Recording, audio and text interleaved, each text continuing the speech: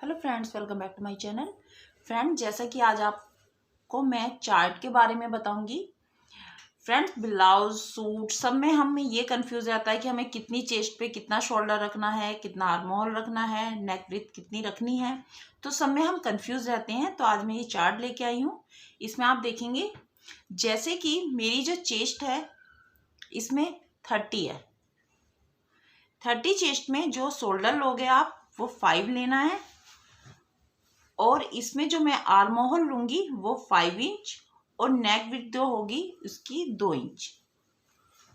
इसी तरह से ही मैं यहाँ पर 32 चेस्ट है मेरी, तो 32 चेस्ट को इसका शोल्डर भी इसी तरह से ही मैं 5 इंच लूंगी, आर्म होल 5, और इसको थोड़ा सा मैं, क्योंकि हमारी चेस्ट साइज बढ़ गया है तो हम इसकी गले की जो चौड़ाई है उसको भी थोड़ा बढ़ा देंगे, तो 2.5।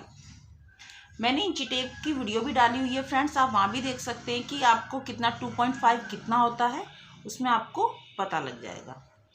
इसी तरह से ही आपका आता है 34 चेस्ट हमारी, उसी में आप 5.5 आप शोल्डर रखेंगे, 5.5 आप आर्म होल लेंगे और 2.5 आपका गले की चौड़ाई होगी। इसी तरह से ही 36 में आप एक्स्ट्रा कर लेंगे, 5.5 आपका शोल्डर रहेगा, 5.5 आपका आर्म होल रहेगा, और जो गले की चौड़ाई है आपकी 3 इंच हो जाएगी। फ्रेंड्स, वीडियो का आप पूरा देखेंगे क्योंकि मैं इसमें एक ज़रूरी बात बताऊंगी आपको।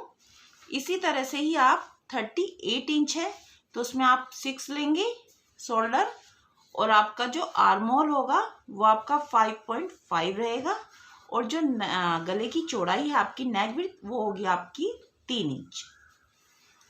अब आपकी आती है 40 चेस्ट, तो उसमें आपको शोल्डर आपका 6 रहेगा, आपका आर्म होल भी सेम यही दोनों एक जैसे ही रहेंगे, नेक की जो रहेगी आपकी 3 इंच रहेगी। 42 आपका चेस्ट है तो उसमें 6.5 आपका शोल्डर, 6.5 आपका आर्म होल और 3 आपका नेक।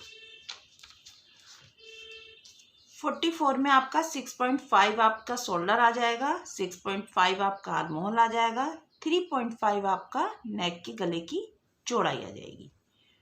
46 पे आपका 6.7 आपका शोल्डर आएगा, 6.5 आपका आर्म होल आएगा, और नेक जो है वो आपका 3.5 रहेगा।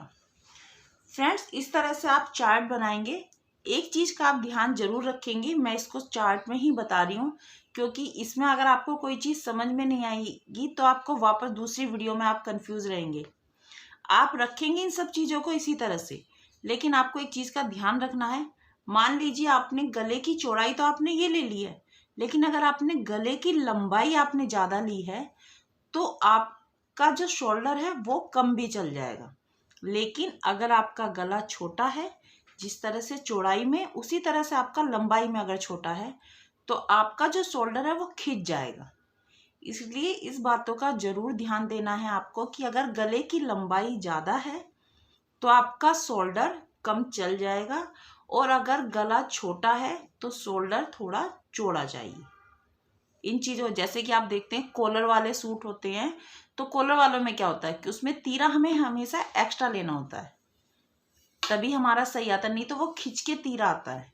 तो इन छोटी छोटी चीज़ों का आप ध्यान रखेंगे, एक अच्छे से आप बना पाएंगे सूट को, ब्लाउज को।